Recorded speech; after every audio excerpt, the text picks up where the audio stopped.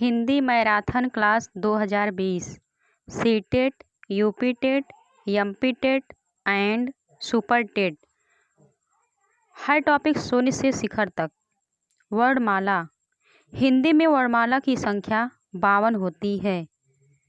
वर्णमाला दो प्रकार के होते हैं, पहला स्वर और दूसरा व्यंजन। स्वरों की संख्या 11 होती है और व्यंजन 33 होते हैं। मूल व्यंजन 33 होते हैं और कुल व्यंजनों की संख्या 35 होती है, जिसमें ड और ढ मिला के 35 व्यंजन होता है। ड़ और ढ द्विगुण व्यंजन हैं। संयुक्त व्यंजन छ, त्रिज्ञा और स्र है।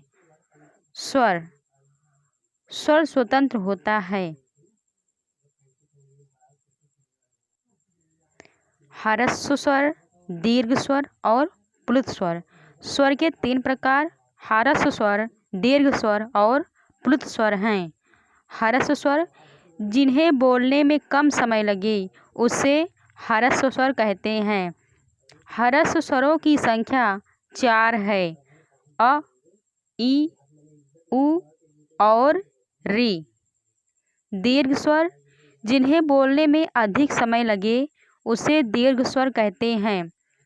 इनकी संख्या 3 है, दीर्घ आ, दीर्घ ई और दीर्घ उ। प्लुत स्वर ध्वनि की आवृत्ति लगातार बढ़ती जाए उसे ही प्लुत स्वर कहते हैं, जैसे ओम। आगे देखते हैं, मुख खुलने के आधार पर स्वरों का वर्गीकरण। विवृत स्वर जिन स्वरों के उच्चारण में मुख पूरा खुला होता है उसे विवृत स्वर कहते हैं, जैसे दीर्घ आ, इसमें मुंह पूरा खुला होता है। अर्धविवृत स्वर जिन स्वरों के उच्चारण में मुख आधा खुला होता है उसे अर्धविवृत स्वर कहते हैं। इनकी संख्या 4 है, अ, ऐ, औ, अ। आ जो है आगत स्वर है। आगे देखते हैं, समृद्ध स्वर जिनमें लगभग मुंह बंद होता है उसे समृद्ध स्वर कहते हैं। इनकी संख्या 4 है, ई, उ, ऊ। अर्धसमृद्ध स्वर जिनमें आधा मुख बंद हो उसे अर्धसमृद्ध स्वर कहते हैं, जैसे ए, ओ। अर्धसमृद्ध स्वर की संख्या 2 होती है, ए और ओ। जिह्वा के आधार पर स्वर के भेद। अग्रस्वर, मध्य स्वर और पश्च स्वर। अग्र स्वरों की संख्या 4 होती है, छोटी ई, बड़ी ई, ए, ऐ। मध्य स्वर इनकी संख्या 1 होती है, ह्रस्व आ। पश्च स्वर इनकी संख्या 5 है, दीर्घ आ, ह्रस्व उ, ह्रस्व ई, ओ और औ। अयोग्य वाह हिंदी वर्णमाला में इनकी संख्या 2 होती है, अंक और आहा। अनुस्वार अंक और विसर्ग आहा के मेल को अयोग्य वाह कहा जाता है। नोट: स्वरों की संख्या 11 होती है और अयोग्य वाह मिलाकर स्वरों की संख्या 13 होती है। आगत व्यंजन। आगत व्यंजन अरबी फारसी से आए हैं और इनके तल पर नुक्ता भी होता है, जैसे क, ख, ज, ग और फ। अर्धस्वर या व की अर्धस्वर होती है। लुंठित वर्ण। लुंठित वर्ण र है। पार्श्विक वर्ण ल है और प्रकंपित वर्ण रा है। द्वित्व व्यंजन दिल्ली, बच्चा, प्रसन्न ये सभी शब्द द्वित्व व्यंजन हैं। व्यंजनों की संख्या 33 होती है। स्पर्श व्यंजन इसकी संख्या 25 होती है। यह का से मा तक होती है। अंतस्थ व्यंजन या, रा, ला और वा है। प्रश्न है निम्न में से अंतस्थ व्यंजन है। ए का, बी वा, सी सा और डी हा। तो सही ऑप्शन है बी वा। वा हमारा अंतस्थ व्यंजन है। संयुक्त व्यंजन छ, त्र, ज्ञ और स्रा छा का प्लस सा से मिलके बना है। हलंत का प्लस मूर्धन्य सा और त्रा हलंत ता प्लस रा से मिलकर बना है। ज्ञा हलंत जा प्लस ञा से मिलकर बना है और स्रा हलंत तालब सा प्लस रा से मिलकर बना है। तो प्रश्न है हिंदी शब्दकोश में छा वर्ण कब आता है। ए का के पहले, बी का के बाद, सी पहले या बाद, डी इनमें से कोई नहीं। तो सही ऑप्शन है ऑप्शन बी का के बाद। अल्प प्राण सभी वर्ग का 1, 3, 5 वर्ण तथा अंतस्थ व्यंजन ही अल्प प्राण है। क च ठ त प, ग ज ड द ब, ञ ण न म प्लस य र ल व ये सभी अल्प प्राण हैं और इनकी संख्या 19 है। महाप्राण सभी वर्ग का दूसरा चौथा वर्ण प्लस ऊष्म व्यंजन ही महाप्राण है। ख, छ, ठ, थ और पा। घ, झ, ढ, ध और भा प्लस स ये सभी महाप्राण हैं और इनकी संख्या 14 है। शुद्ध शब्द तत्सम व तद्भव।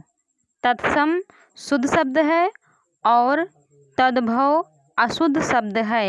तत्सम तत् प्लस सम का शाब्दिक अर्थ है उसके समान अर्थात संस्कृत के समान। ऐसे शब्द जो सीधे संस्कृत से आए तत्सम शब्द कहलाते हैं। उदाहरण अग्नि, वायु, सूर्य और पुत्र। तद्भव तद प्लस भव जो शब्द संस्कृत से निकले और परिवर्तित होकर नए शब्द बनाए तो उसे तद्भव कहते हैं। जैसे आग और कपूर। आग का तत्सम अग्नि होता है और कपूर का तत्सम कर्पूर होता है।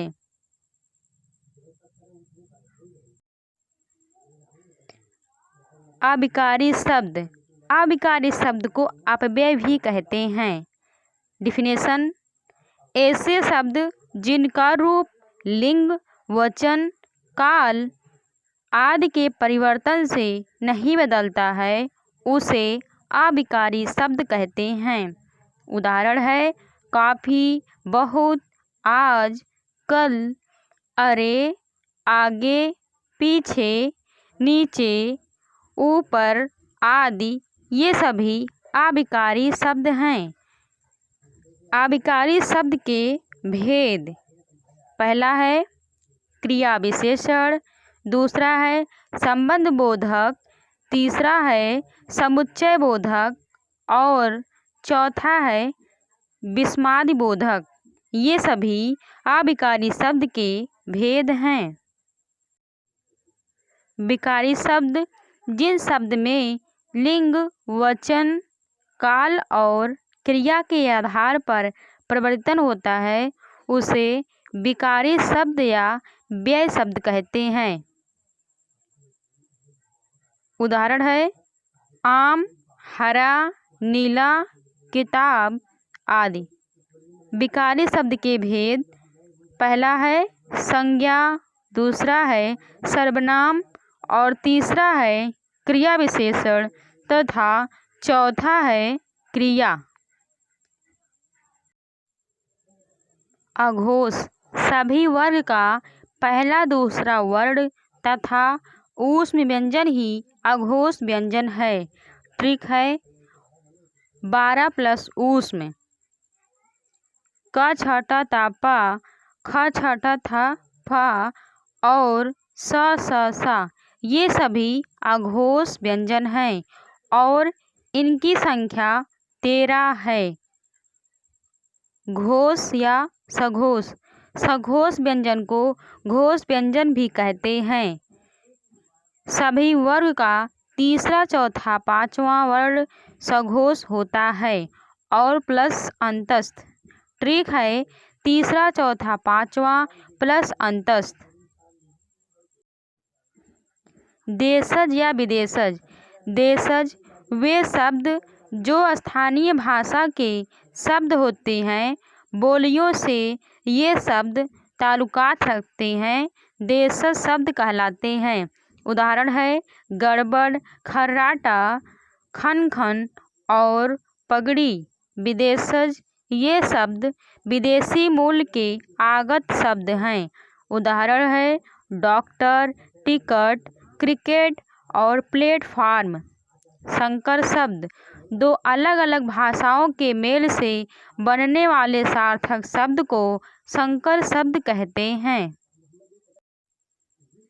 रूढ़ शब्द: वे शब्द जिनमें कोई सार्थक खंड नहीं होता है उसे रूढ़ शब्द कहते हैं। जैसे मोल, तोल, गधा, कल या कमल। यौगिक शब्द: ये वह शब्द हैं जिनका खंड का मतलब सार्थक होता है, अर्थात जिनको टुकड़ों में तोड़ा जाता है वही यौगिक शब्द हैं। उदाहरण विद्यालय, आगमन, देवर्ष। योग रूढ़ शब्द: वे शब्द जिनका अर्थ व्याख्या करने पर निकलता है और संपूर्ण अर्थ किसी अन्य का अर्थ प्रकट करे उसे योग रूढ़ शब्द कहते हैं। उदाहरण है लंबोदर, दशानन और नीलकंठ। प्रश्न है निम्न में से कौन सा एक रूढ़ शब्द है? ए चित्रात्मक, बी चित्रित, सी चित्रोपम, डी चित्त। तो सही ऑप्शन है डी चित्त। अगला प्रश्न है निम्न में से कौन सा एक रूढ़ शब्द है? ए है नवीनता, बी है निस्वार्थ, सी है भ्रातृत्व और डी है जय। सही ऑप्शन है डी जय। लिंग के दो भेद होते हैं, पहला स्त्रीलिंग, दूसरा पुल्लिंग।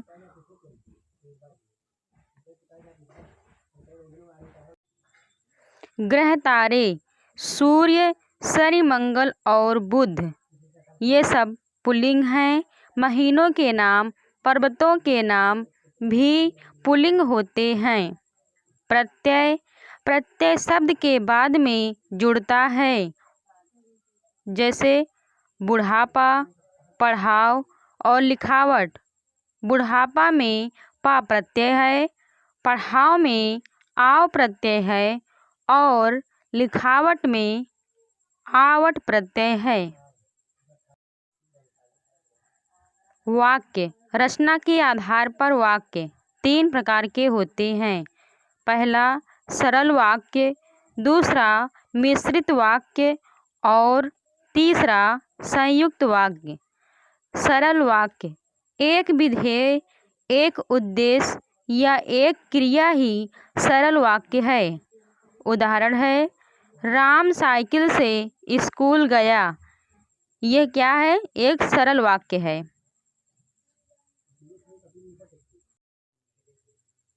संयुक्त वाक्य, जब दो सरल वाक्य आपस में जुड़ते हैं तो उसे संयुक्त वाक्य कहते हैं। उदाहरण है, वह शाम को गया और सुबह को लौटा। यह एक संयुक्त वाक्य है। क्रिया दो प्रकार की होती है। पहला है सकर्मक क्रिया और दूसरा है अकर्मक क्रिया। सकर्मक क्रिया यह कर्म के साथ निर्भर होती है और अकर्मक क्रिया कर्म के बिना ही निर्भर होती है। सकर्मक क्रिया का उदाहरण है, श्याम पत्र लिखता है। श्याम करता है, पत्र कर्म है और लिखना क्रिया है। अकर्मक क्रिया, इसका उदाहरण है, घोड़ा दौड़ता है। घोड़ा करता है और दौड़ना क्रिया है। संधि, स्वर संधि, स्वर के साथ स्वर का जो विकार होता है उसे स्वर संधि कहते हैं। स्वर संधि के 5 भेद हैं। पहला है दीर्घ संधि, दूसरा है गुण संधि, तीसरा है वृद्धि संधि और चौथा है यड़ संधि और पांचवा है अयादि संधि। दीर्घ संधि, ट्रिक है बड़ी मात्रा, दीर्घ आ, दीर्घ ई और दीर्घ उ। उदाहरण है, देवागमन, मतानुसार, परीक्षा और वधूर्मी। ये सभी दीर्घ संधि है। गुण संधि, ट्रिक है एक मात्रा ए और ओ। उदाहरण है, कर्म इंद्र, इसका विच्छेद है कर्म प्लस इंद्र। परमेश्वर, परम प्लस ईश्वर। परोपकार, पर प्लस उपकार। ये सभी गुण संधि के उदाहरण हैं। वृद्धि संधि, ट्रिक है एक मात्रा में वृद्धि ए और औ।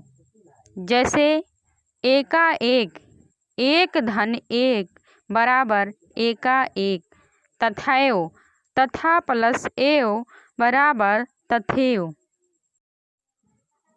यड़ संधि, ट्रिक है या वा रा के पहले आधा व्यंजन। उदाहरण है, प्रत्येक, प्रति प्लस एक। अत्याचार, अति प्लस आचार। स्वच्छ, सु प्लस अक्ष। स्वागत, सु प्लस आगत। अयादि संधि, पहला नियम है अधिकतर शब्द 3 अक्षर के होते हैं और दूसरा है अय, आय, औ, आओ। उदाहरण है, पवन, पो प्लस अन। नायक, नय प्लस अक। विसर्ग संधि, पयुनिधि, पयः प्लस निधि। मनोबल, मनः प्लस बल। मनोरंजन, मनः प्लस रंजन। तमोगुण, तमः प्लस गुण। तपोभूमि, तपः प्लस भूमि।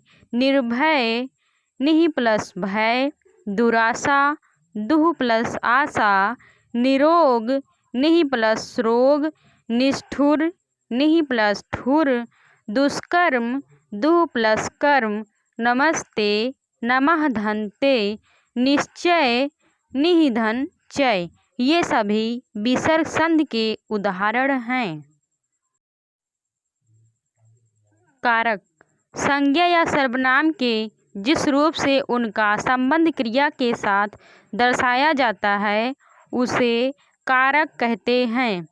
हिंदी में कारक 8 होते हैं और संस्कृत में कारक 6 होते हैं।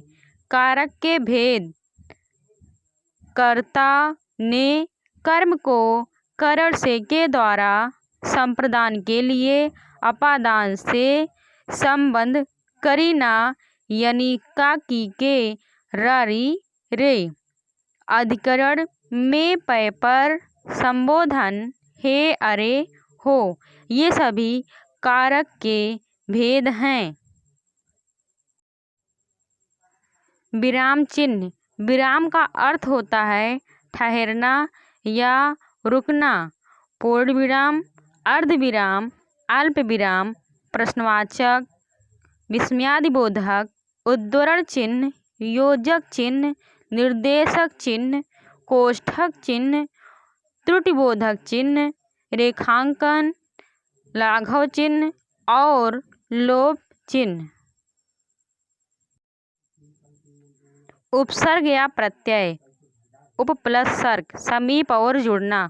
वे शब्द जो शब्द के आगे जुड़कर उसके अर्थ को परिवर्तित करते हैं उसे उपसर्ग कहते हैं।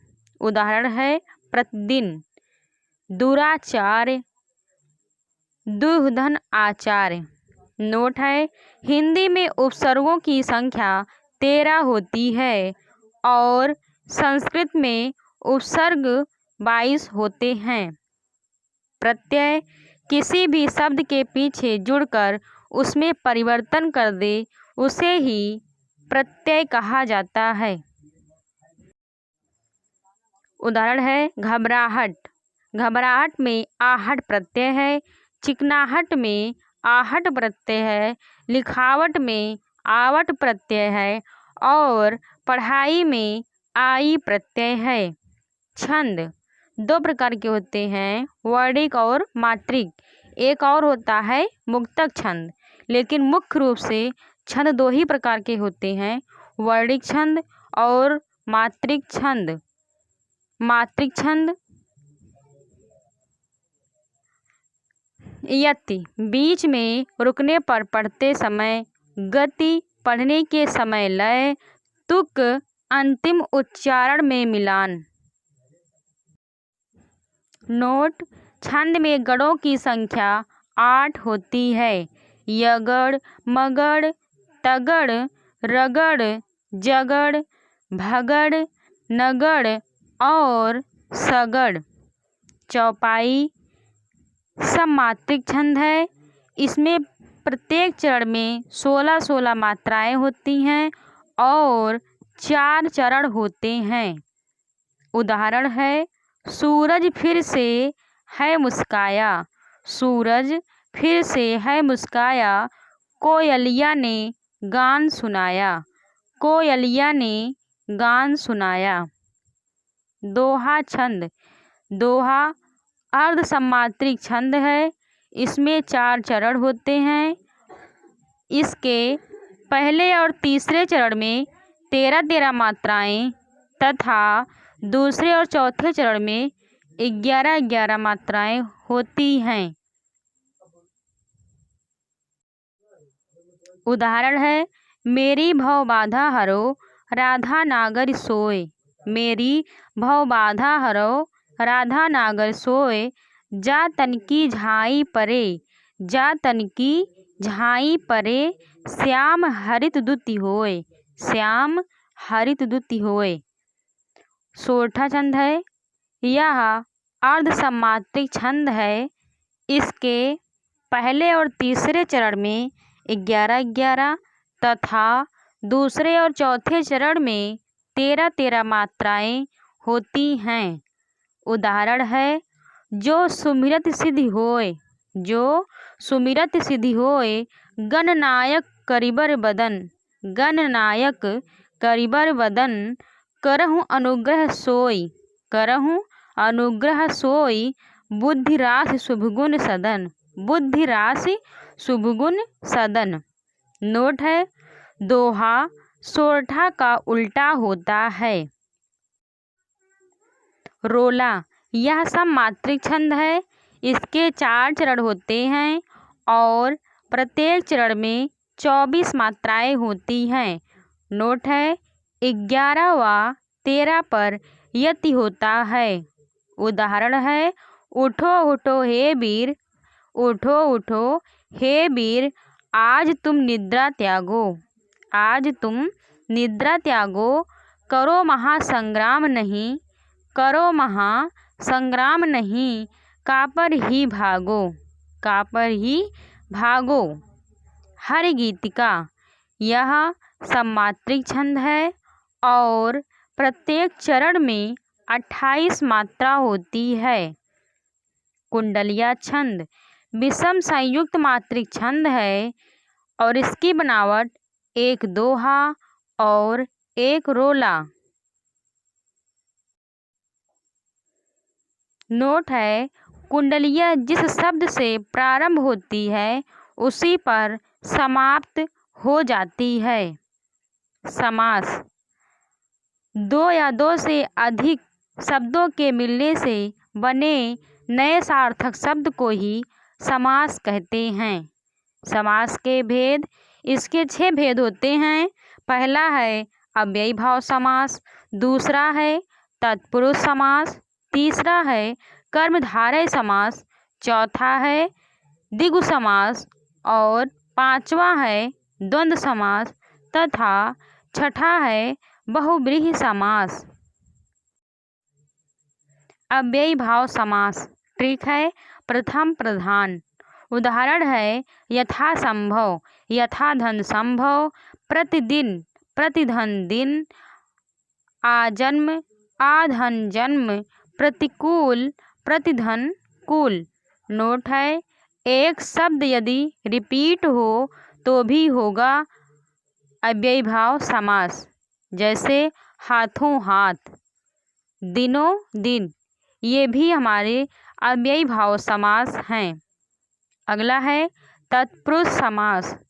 जिस समास में दूसरा पद प्रधान होता है उसे तत्पुरुष समास कहते हैं।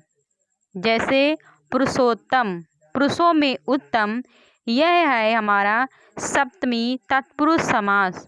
पाप मुक्त, पाप से मुक्त, ये है पाप से मुक्त। संप्रदान कारक यानी तत्पुरुष समास। कर्मधारय समास, जिस समास का उत्तर पद प्रधान होता है तथा पूर्व पद व उत्तर पद में उपमान, उपमेय तथा विशेषण विशेष का संबंध होता है उसे कर्मधारय समास कहते हैं। उदाहरण है महापुरुष, महान है जो पुरुष। चरण कमल, कमल के समान चरण। चंद्रमुखी, चंद्र के समान मुख। मृगनयनी, मृग के समान नयन वाले। ये सभी उदाहरण कर्मधारय समास के हैं।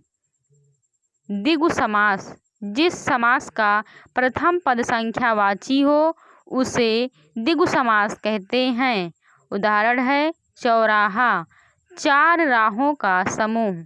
चतुर्भुज, 4 भुजाओं का समूह। तिरंगा, 3 रंगों का समूह।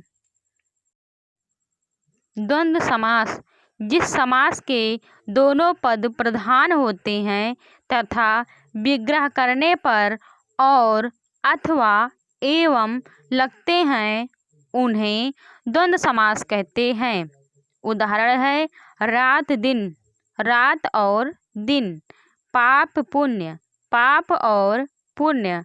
गुण दोष, गुण और दोष। बहुव्रीहि समास, कोई भी पद प्रधान नहीं होता है, बहुव्रीहि समास कहलाता है। नोट है, विग्रह करने पर कोई तीसरा अर्थ निकले। जैसे चतुर्भुज, 4 भुजाओं वाले अर्थात विष्णु जी। नीलकंठ, नीला है जो कंठ अर्थात शिव। दशानन, 10 सिर वाला अर्थात रावण। रस, रस को काव्य की आत्मा कहा जाता है। शाब्दिक अर्थ है आनंद।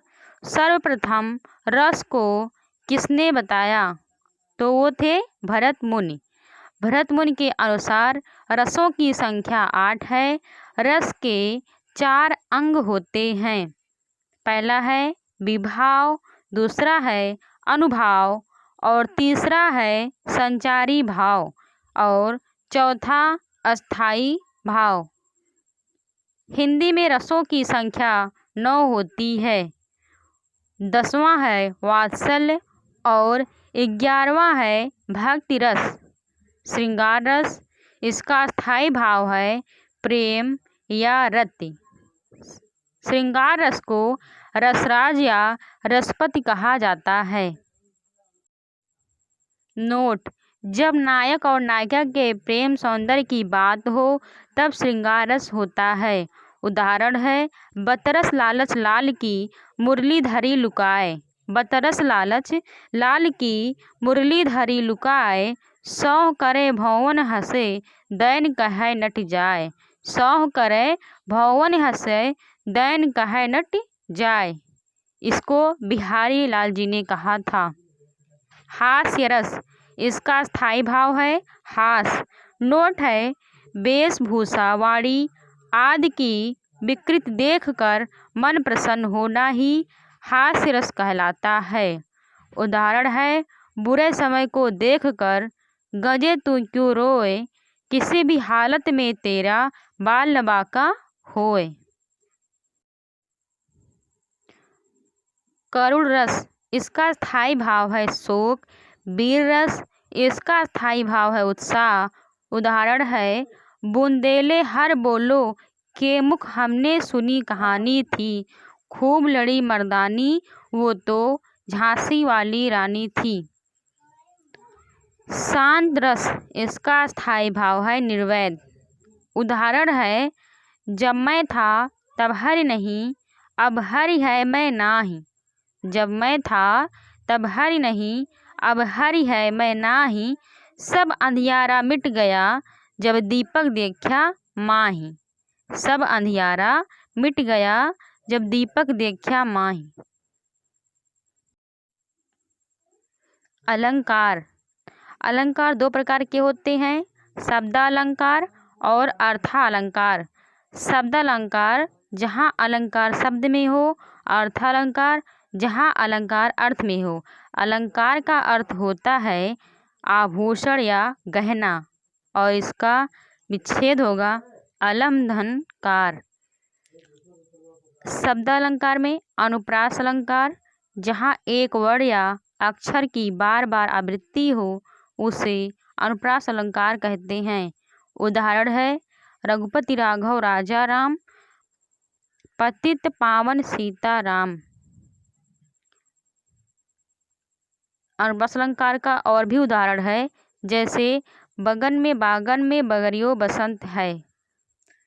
यमक अलंकार, जहाँ एक शब्द 2 बार आए या उससे अधिक बार आए किंतु उसका अर्थ अलग अलग हो, उसे यमक अलंकार कहते हैं। जैसे काली घटा का घमंड घटा। एक घटा का अर्थ बादल होता है और दूसरे घटा का अर्थ कम होना होता है। श्लेष अलंकार, एक शब्द एक से अधिक बार प्रयुक्त हो किंतु उसके अर्थ भिन्न हो तो वह श्लेष अलंकार होता है। जैसे रहीमन पानी राखिए, बिन पानी सब सून, पानी गए न उबरे, मोती मानुष चून। अगला है उपमा अलंकार। उप का अर्थ है समीप और मा का अर्थ है मापन या तुलना। यदि उदाहरण में सा, जैसा या सी हो तो वहाँ पर उपमा अलंकार होगा। जैसे चंद सा सुंदर मुख, चंदन सा या चांद सा सुंदर मुख। रूपक अलंकार, जहाँ उपमेय में उपमान का अभेद हो उसे रूपक अलंकार कहते हैं। जैसे पायो जी मैं तो राम रतन धन पायो। उत्प्रेक्षा अलंकार, ठीक है मनु मानहु जनु जानहु ज्यों मानो। जहाँ पर ये सब शब्द आए तो वहाँ पर उत्प्रेक्षा अलंकार होता है। उदाहरण है सो तुम जानहु अंतर्यामी, पूर्वहु मोर मनोरथ स्वामी। अतिशयोक्त अलंकार, बढ़ा चढ़ाकर बात को कहना। जैसे देख लो साकेत नगरी है, यही स्वर्ग से मिलने गगन जा रही। भ्रांतिमान अलंकार, जहाँ भ्रम की स्थिति हो उसे भ्रांतिमान अलंकार कहते हैं। उदाहरण है ओस बिंद चुंग रहो हंसनी, मोती उनको जान। मोती उनको जान।